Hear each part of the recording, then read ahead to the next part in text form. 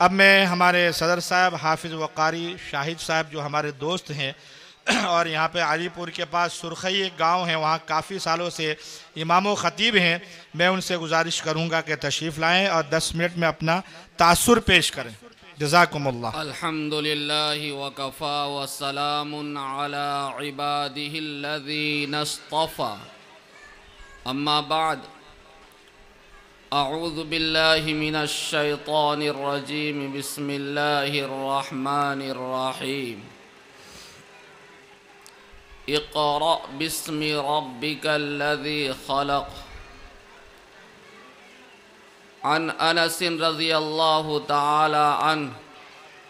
قال رسول اللہ صلی اللہ علیہ وسلم: الغلام يعق عنه يوم السابع ويسمى ويماط عنه الأذى، أو كما قال عليه الصلاة والسلام: سبحان ربك رب العزة عما يصفون وسلام على المرسلين والحمد لله رب العالمین. اسٹیج کے اوپر جلوہ افروز علماء کرام اور اس مدرسے کے بانی محتمیم مولانا شمیم اختر صاحب دامت برکاتہم، اسی طرح سے ہمارے ساتھی اور ہمارے رفیق، ہمارے دوست حضرت مولانا قاری وسیع اختر صاحب اور دیگر علماء کرام، پردہ نشی مائیں اور بہنیں اور حاضرین مجلس. اصل تو میں یہاں پر بچوں کا پروگرام ہی سننے کے لیے آیا تھا، اور آج کے پروگرام کا اصل جو مقصد تھا وہ بچوں کا ہی پروگرام تھا، اور حضرت قاری صاحب کو سننے کے لیے آیا تھا. ماشاءاللہ ہمارے قاری صاحب نے تو ساری باتیں کہہ دی، بیان بھی ہو گیا، اس میں مدرسے کا تعارف بھی ہو گیا، اور مدرسے کے متعلق جو بھی کہنا تھا وہ بھی کہہ دیے، اور آپ کو جو نصیحت کرنا تھا وہ نصیحت بھی حضرت قاری صاحب نے نعت اور حمد کے شکل میں آپ تک پہنچا دیا. تو آج کے پروگرام کا جو اصل مقصد ہے وہ بچوں کا پروگرام ہے، اور ماشاءاللہ بچوں کا پروگرام کو سن کر کے بچوں نے جو نعت اور حمد وغیرہ، قرآن کی تلاوت، بیان، تقریر اور مکالمہ، سوال و جواب جو ہمارے سامنے پیش کیا، بڑے اچھے انداز میں اپنے مافی ضمیر کو ظاہر کیا، ادا کیا انہوں نے. اور ان بچوں کے یہ سارے پروگرام کو سننے کے بعد دل کے گہرائی سے یہ کہنا پڑ رہا ہے کہ ماشاءاللہ بچوں کے تعلیم و تربیت کے لیے جو اہم چیز ہے، جو ضروری ہے، وہ ساری چیزیں یہاں پائی جاتی ہے. اساتذہ کی محنتیں، کاوشیں اور ذمہ دار کی فکر اور ان کے توجہ اور والدین کے بیدار مغز، یہ ساری چیزیں پائی جاتی ہے، اور یہ ہونا بہت ضروری ہے. اس کے بغیر کوئی بھی بچہ جو ہے انمول ہیرا بن ہی نہیں سکتا، اور ان کا تعلیم و تربیت جو ہونی چاہیے دین کے اعتبار سے ہو ہی نہیں سکتا.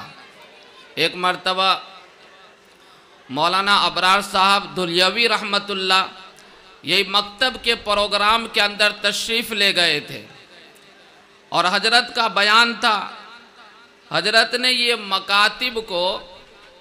4 ویل والی گاڑی کے مثال سے سمجھایا کہ یہ مکاتب جو ہے، مکتب جو ہے، یہ 4 ویل والے گاڑی کے مانند ہے. اور فرمایا کہ مکتب کے جو 4 ویل ہیں نا، ایک تو فرمایا کہ والدین ہیں، مکتب کا پہلا ویل والدین ہیں، اور دوسرا ویل بچہ بذات خود ہے، اور تیسرا ویل فرمایا کہ اساتذہ کرام ہیں، اور چوتھا ویل فرمایا کہ مدرسے کے ذمہ دار اراکین مدارس ہیں. اب آپ ذرا غور کیجئے کہ 4 ویل والی اگر گاڑی ہو، مولانا نے یہ مثال دے کر کے سمجھایا، ان میں سے اگر ایک بھی ویل گاڑی سے نکال دیا جائے تو گاڑی چلے گی تو صحیح، لیکن بڑی مشکل سے چلے گی، اور اگر 2 ویل گاڑی میں سے نکال دیا جائے تو پھر چلنا محال ہے، مشکل ہے۔ ایسے ہی میرے عزیزوں، میرے دوستوں، میری مائیں اور بہنیں اور حاضرین، میں آپ سے یہی گزارش کروں گا کہ آج کا پروگرام سے ہمیں یہی پیغام ملتا ہے، یہی سبق ہمیں ملتا ہے، ہم اپنے بچوں کی تعلیم و تربیت کا خوب لحاظ رکھیں، اس کا پورا دھیان رکھا کریں، اور مکتب کے اندر سب سے بڑا مسئلہ جو ہوتا ہے بچوں کے لیے وہ حاضری کا ہوتا ہے، تو بچوں کی حاضری بھی بڑی پابندی سے ہونی چاہیے، اور اس کے لیے جب تک والدین فکر مند نہیں ہوں گے وہاں تک بچوں کی تعلیم اور بچوں کی حاضری مکمل ہو ہی نہیں سکتی، اور جب بچوں کی حاضری مکمل نہیں ہوں گے تو تعلیم بھی صحیح نہیں پا سکیں گے بچے۔ اس لیے والدین سے میرے یہ گزارش ہے، کیونکہ والدین کے ذمے بھی بہت سارے ذمہ داری ہیں بچے کے متعلق، تو میرے دوستو اگر ہم اس سے بے فکر ہو جائے اور لاپرواہ ہو جائے تو پھر یہ فتنے کے دور کے اندر، جہاں پر یہ موبائل کا فتنہ، ابھی ہمارے بچوں نے پروگرام کے اندر بتایا موبائل کا فتنہ کتنا زور و شور پر ہے، اور پھر بے دینی کا ماحول، اور اس وقت جو پورے عالم کا جو ماحول ہے میرے عزیزوں وہ تو ہم لوگ بخوبی جانتے ہیں، ٹی وی کے اندر، موبائل کے اندر، واٹس ایپ کے اوپر، فیس بک کے اوپر ہم دیکھتے رہتے کیسے کیسے فتنوں کا ایجاد ہو رہا ہے، اور ان سارے فتنوں سے اگر ہم لڑ سکتے ہیں، ان سے مقابلہ کر سکتے ہیں، تو ہمارے پاس ایک ہی ہتھیار ہے، اور وہ ہے مکتب کی تعلیم۔ مکتب کی تعلیم کو جب تک ہم مضبوط نہیں کریں گے، اور مکتب کی تعلیم کے لیے ہم اپنے بچوں کو جب تک تیار نہیں کریں گے وہاں تک میرے دوستو یہ فتنے سے ہم مقابلہ نہیں کر سکتے۔ اور یہ مغربی تہذیب، مغربی کلچر، اور یہ سارے جو ہمارے اسلامی اور مسلمانی زندگی کے اندر، مسلمانوں کی زندگیوں میں جو آ گیا ہے، اس کو نکالنا یہ بہت آسان نہیں ہے، اس کے لیے بڑے مجاہدہ کرنا پڑیں گے، بڑی قربانیاں دینی ہوگی، ماں باپ کو بھی قربانی دینے ہوں گے، بچوں کو بھی قربانی دینی ہوگی، اور اساتذہ کو بھی اس کے اوپر محنتیں کرنی ہوگی، اور ذمہ دار کو بھی اس کی فکر اور اس کے توجہ رکھنے پڑیں گے، کیونکہ اللہ کے نبی صلی اللہ علیہ وسلم کا ارشاد ہے الرجل راعٍ فی اہل بیتہ مسئول عن رعیتہ، کہ گھر کے ہر ایک فرد، گھر کے جو مرد ہوتے ہیں وہ پورے گھر کے اوپر جو ہے وہ مالک ہوتے، وہ سردار ہوتے ہیں، اور ایک مرد کے اوپر پورے گھر کے رہنے والے جتنے بھی اہل بیت ہوتے ہیں، گھر میں جتنے بھی لوگ ہوتے ہیں اس کے وہ ذمہ دار ہوتے ہیں، وہ سردار ہوتے ہیں، اور اللہ کے نبی نے فرمایا گھر کے اس مالک سے، گھر کے اس سردار سے، پورے گھر والے کے متعلق اللہ قیامت کے دن سوال کرے گا، اس سے پوچھے گا تم نے اپنے گھر والوں کو کیا دین کے متعلق کیا تعلیم دی ہے۔ اللہ کے نبی صلی اللہ علیہ وسلم نے بچپن سے لے کر کے، میں مختصر بات کر کے اپنی بات کو ختم کروں گا کیونکہ مجھے 10 ہی منٹ کا وقت ملا ہے، تو اللہ کے نبی صلی اللہ علیہ وسلم نے والدین کے اوپر کیا ذمہ داری عائد کی ہے اولاد کے متعلق، اللہ کے نبی صلی اللہ علیہ وسلم نے وضاحت کے ساتھ بچپن سے لے کر کے جوانی تک جو والدین کے اوپر ذمہ داری ہوتی ہے اولاد کی، وہ پورے وضاحت سے اللہ کے نبی نے ارشاد فرمایا۔ حضرت انس کی روایت ہے جو میں نے آپ کے سامنے تلاوت کی، جب بچہ پیدا ہوتا ہے تو اللہ کے نبی کا فرمان ہے کہ جب بچہ پیدا ہو تو 7ویں دن اس کا نام رکھا جائے، یوم السابع ویسمى ویمات، فرمایا کہ پھر اس کے بال 7ویں دن نکالے جائے اور اس کا عقیقہ 7ویں دن کیا جائے، اور یہ جب کر لیے تو پھر آگے اللہ کے نبی فرماتے ہیں کہ نام کیسا ہونا چاہیے ہمارے بچوں کا، اور اس کے بعد ہماری کیا ذمہ داری بنتی ہے، تو اللہ کے نبی صلی اللہ علیہ وسلم نے فرمایا من حق الولد على الوالد 3 اشیاء ان يحسن اسمه ويعلمه الكتاب اذا عقل ويزوجه اذا ادرک۔ اللہ کے نبی صلی اللہ علیہ وسلم نے ارشاد فرمایا کہ 3 چیز بڑی ذمہ داری کی والدین کے اوپر بچوں کے متعلق ہوتا ہے، وہ یہ کہ اس کا نام اچھا رکھے۔ آج کے دور میں دیکھیے کیسے کیسے فیشنیبل نام ہم رکھتے ہیں، حالانکہ نام اچھا ہونا چاہیے، بچوں کے اوپر نام کا اثر پڑتا ہے۔ عبداللہ رکھیے، عبد الرحمن رکھیے، عبد الرحیم رکھیے، اچھا معنی ڈھونڈ کر کے اور اچھا مطلب اس کا نکال کر کے بچوں کا نام رکھنا چاہیے۔ اس لیے اللہ کے نبی نے فرمایا ان یحسن اسمہ، بہترین نام بچوں کا رکھو۔ وَيُعَلِّمُهُ الْكِتَابِ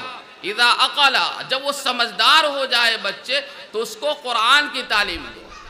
اور تعلیم آج ہم کس کی اہمیت دیتے ہیں؟ انگریزی زبان کی، مغربی تعلیم کا ہم اہمیت دیتے ہیں۔ اسکول کے لیے بچوں کو جلدی تیار کر لیتے ہیں، اس کے لیے بچوں کو نہلانا دھولانا ہمارے لیے آسان ہو جاتا ہے، اور 7 بجے 7:30 بجے مکتب میں بچوں کو بھیجنا ہو تو اس کے لیے تیار کرنا والدین کے لیے محال اور مشکل ہو جاتا ہے۔ اور اگر 6 بجے بلکہ 5 بجے 4 بجے صبح میں بھی اسکول کانوینٹ کے اندر بچوں کو بھیجنا ہو تو 4 بجے ماں کے لیے اٹھنا آسان، بچوں کو نہلانا آسان، اس کے لیے گرم پانی کرنا آسان، اور پھر تیار کر کے اس کو اسکول بھیجنا آسان۔ لیکن اللہ کے نبی صلی اللہ علیہ وسلم نے فرمایا وَيُعَلِّمُهُ الْكِتَابِ، اصل جو تعلیم اسلام نے بتائی ہے وہ ہے قرآن کی تعلیم۔ اس لیے میں نے شروع میں جو آیت کریمہ تلاوت کی اقرأ بسم ربک الذی خلق، یہ پہلی وحی ہے جو اللہ تعالیٰ نے جبرائیل کے ذریعے سے نبی کریم صلی اللہ علیہ وسلم کے اوپر وحی نازل فرمائی۔ اس وحی کے اندر پہلی وحی میں اللہ تعالیٰ نے جو ہمیں تعلیم ہمیں پیغام دیا ہے میرے دوستو، وہ یہی پیغام ہے، پڑھ اپنے رب کے نام سے، یعنی وہ علم پڑھ جس کا تعلق تیرے رب کے ساتھ ہو، اس رب کو اس تعلیم کو ہمیں حاصل کرنا ہے، اس علم کو ہمیں حاصل کرنا ہے۔ اور پھر فرمایا وَيُزَوِّجُهُ إِذَا أَدْرَكَ، جب بچے اس عمر کو پہنچ جائے کہ وہ شادی کے لائق ہوئے، تمہاری ذمہ داری کو اس کی شادی کراؤ۔ آگے اللہ کے نبی نے فرمایا فَإِذَا بَلَغَ 6 سِنِينَ أُدِّبَ، فرمایا کہ بچے جب 6 سال کے ہو جاوے نا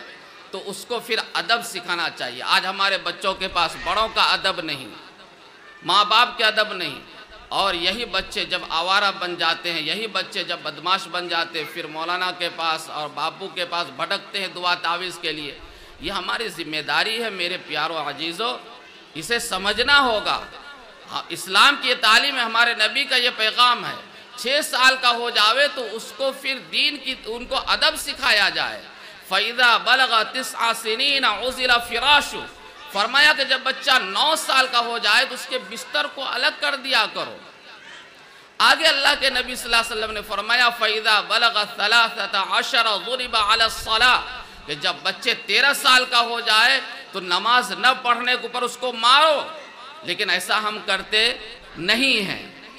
ہر معاملے میں اسکول نہ جائے تو پھر اس کی برابر ہم تاکیداری کرتے ہیں، برابر اس کی خبر لیتے ہیں، لیکن اگر نماز کے لیے نہ جائے تو اس کے اوپر ہم کوئی باج پرس نہیں کرتے ہیں۔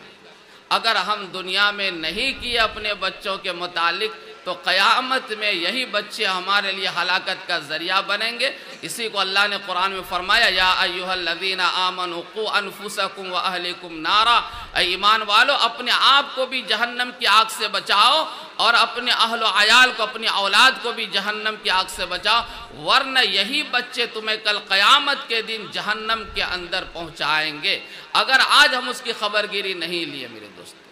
آگے اللہ کے نبی صلی اللہ علیہ وسلم نے فرمایا فَإِذَا بَلَغَ 16 زَوَّجَهُ وَأَبُوهُ، جب یہ بچہ 16 سال کے ہو جائے تو پھر اس کے باپ کو چاہیے کہ اس کی شادی کرا دے۔ میرے عزیزوں میرے پیاروں، یہ ہماری ذمہ داری ہے، اور الحمدللہ یہاں کے پروگرام کو سننے کے بعد اور یہاں کے بچوں کا تعلیم کے متعلق جو انہوں نے اپنی معافی ضمیر کو ادا کیا، وہ ساری چیزوں کو دیکھنے کے بعد الحمدللہ بڑی دل کو خوشی ملی، اور بہت ہی میں دل کے گہرائی کے ساتھ مبارکباد دیتا ہوں مدرسہ کے بانی مولانا شمیم اختر صاحب کو اور یہاں کے اساتذہ کو اور بچوں کے والدین کو بھی، کہ اس معاملے میں مجھے بہت احساس ہوا کہ بچے یہاں کے جو ہے ان کی تعلیم اچھی ہے، ان کی تربیت اچھی ہے، ان کے پاس ادب بہت بہترین ہے، اور اساتذہ کی محنتیں ہیں اور ذمہ دار کے فکر ہے اس کے اندر، والدین کے بھی فکر اس کے اندر شامل ہے، جس کے وجہ سے آج یہ چھوٹے چھوٹے ننھے منھے بچے اپنے معافی ضمیر کو یہاں پر ادا کیا، ورنہ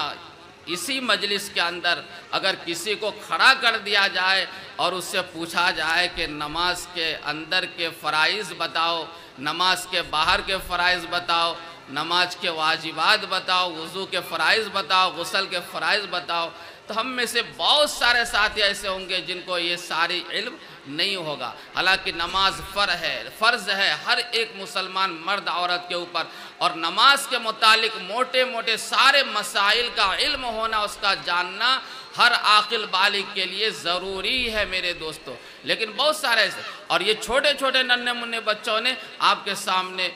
نماز کے فرائض بتائے، واجبات بتائے، وضو کے فرائض بتائے، یہ اس بات کی دلیل ہے۔ الحمدللہ یہاں تعلیم بہت اچھی ہوتی ہے، مولانا کی محنت ہے،